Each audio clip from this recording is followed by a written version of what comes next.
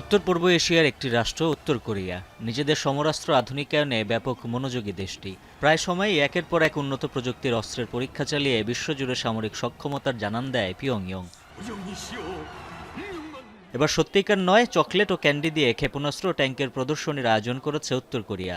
দেশটির চংরিউ রেস্তোরাঁয় অনুষ্ঠিত হয় ভিন্ন ধর্মী এই আয়োজন, যা দেখতে ভিড় জমান অনেক ভোজনরসিক দর্শনার্থী।